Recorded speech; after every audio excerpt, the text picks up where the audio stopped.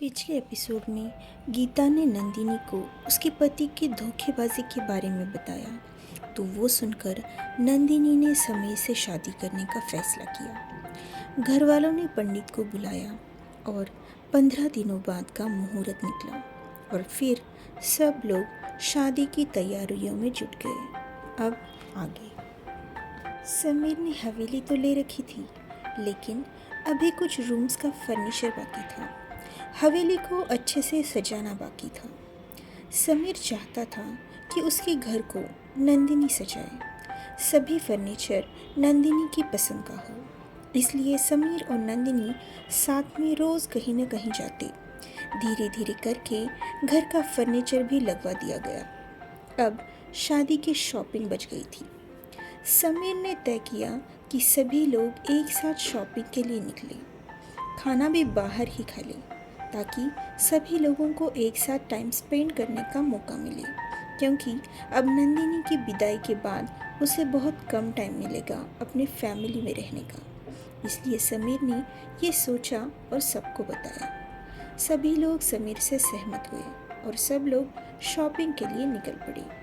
सुबह जल्दी ही सब निकले हुए थे। बीच रास्ते में एक होटल में रुककर सभी ने नाश्ता किया और फिर सब लोग शॉपिंग के लिए निकल पड़े। समीर ने कहा कि सब लोग जयपुर जाकर शॉपिंग करेंगे और फिर उसकी फैक्ट्री देखेंगे और उसकी जयपुर वाली हवेली में रहेंगे, क्योंकि जयपुर वाली हवेली के समीर के कमरे को भी सजाना बाकी था। समीर ने घर वालों को बता दिया था कि शादी के बाद कुछ दिनों तक वो नंदिनी को लेकर जयपुर रहेगा। वहीं पे उसका गृह प्रवेश होगा और उसके बाद ही जोधपुर शिफ्ट हो जाएगा। सभी घर वाले मान भी गए थे। समीर ने अचानक शॉपिंग का प्लान चेंज किया था, इसलिए घर वालों को समझ नहीं आ रहा था कि वो क्या करे, क्योंकि जोधपुर में भी तो बड़े बड़े मॉल्स हैं। पर समीर ने उनको बहुत इंसिस्ट किया, फिर सब मान गए और फिर कार से ही सभी लोग जयपुर की तरफ निकल पड़े। समीर की कार में नंदिनी के अलावा समर सिंह और आराध्या थे। समीर चाहता था कि इन चारों को थोड़ी प्राइवेसी मिले। बाकी सभी लोग अपनी अपनी कार में थे। काकासा की फैमिली के साथ बापूसा और मासा भी थे।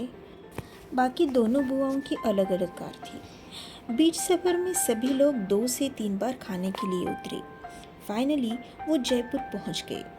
वहां से समीर की हवेली जाना था। समीर की हवेली ज़्यादा दूर नहीं थी। जयपुर में प्रवेश करने के आधे घंटे बाद ही हवेली आ गई। समीर ने पहले से अपने नौकरों द्वारा घर में मेहमानों का इंतज़ाम किया था, इसलिए आते ही सभी को अपने अपने कमरे दिए गए, ताकि वो लोग फ्रेश हो सके और अच्छे से आराम कर सके। आराम करने के बाद समीर सभी को उसकी मित्तल फैक्ट्री दिखाने ले गया। फैक्ट्री सच में काफ़ी बड़ी थी, लेकिन जोधपुर वाली फैक्ट्री इससे भी और ज़्यादा बड़ी थी। उसके बाद सभी वापस हवेली आ गए। सभी लोग थक चुके थे, तो उनका चाय पानी हो गया और फिर समीर ने सबको हवेली के दर्शन करवाए। हवेली सच में बहुत बड़ी थी। जोधपुर हवेली इससे थोड़ी छोटी थी। समीर सभी को उसके बापूसा और मासा की चीज़ें, उनके फ़ोटोज़ दिखाने लगा। हवेली दिखाते दिखाते उसने उसकी बचपन की यादें बता दी। बचपन के चटपटे किस्से सुना दिए। सब लोग उसके बचपन के किस्से सुनकर हंस हंस कर लोट-पोट हो गए थे। उनकी हंसी रुकने का नाम ही नहीं ले रही थी। समीर को अपने परिवार वालों के साथ इतना हंसता खेलता देखकर और परिवार वालों को भी समीर के साथ घुलता देख नंदिनी बहुत खुश हुई। समीर के लिए उसकी इज्जत और बढ़ गई। जिस तरह उसने उसके परिवार वालों के लिए शॉपिंग प्लान बनाया, वो सोचकर ही नंदिनी दिल में मुस्कुरा रही थी। समीर का स्वभाव पहले से सभी जानते थे, लेकिन समीर का ये अनोखा नटखट रूप आज पहली बार सब देख रहे थे। समर सिंह भी दंग रह गया था। समर सिंह समीर को कॉलेज में ही मिला था, जब उसने जयपुर के कॉलेज में 11वीं कक्षा में प्रवेश लिया था। पहले दिन ही उनकी दोस्ती हो गई थी, वो भी गहरी दोस्ती। उसके बाद दोनों ग्रेजुएशन तक साथ में थे। उसके बाद समीर अमेरिका चला गया अपनी एमबीए की डिग्री पूरी करने और समर सिंह वापस जोधपुर आ गया अपनी वकीली की डिग्री पूरी करने। समर सिंह को पहले से ही जयपुर बहुत पसंद था, इसलिए उसने वहाँ पर एडमिशन लिया था।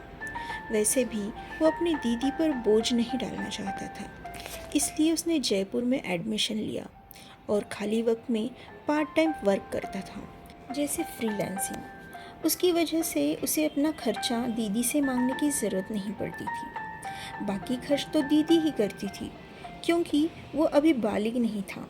तो उसके हिस्से में उसके बापूसा ने जो प्रॉपर्टी दी थी, उसको दीदी यानी नंदिनी की माँ ही संभाल रही थी। फिर जब उसने अपना ग्रेजुएशन कंप्लीट कर लिया, तो फिर नलिनी ने उस पर उसकी प्रॉपर्टी संभालने की जिम्मेदारी दे दी, ताकि उसे भी अपनी जिम्मेदारी संभालने की आदत हो जाए। समीर ने अब तक उसकी रूम नहीं दिखाई थी। अब वो सबको उसके कमरे में लेकर गया। जैसे ही सबने उसके कमरे में कदम रखा, तो सब लोग देखते ही रह गए। कमरे की दीवार पर हर जगह नंदिनी की अलग अलग पोजेस वाली तस्वीरें थी। उसने वो कब और कैसे ली होगी, ये सोचकर नंदिनी हैरान रह गई। जब भी वो समीर से मिली थी, तब उसने वो तस्वीर ली होगी शायद। लेकिन सभी लोग नंदिनी की ओर देखकर उसे बहुत लकी है तू, ऐसा कहने लगे। नंदिनी खुशी और शर्म से चूर हो रही थी। समीर ने रूम में ज़्यादा सामान नहीं रखा था, क्योंकि रूम को सजाना था, वो भी नंदिनी के तरीके से। बहुत टाइम हो चुका था अब, तो सब लोग ने डिसाइड किया कि पहले खाना खा लेते हैं और फिर थोड़ी सी शॉपिंग करेंगे।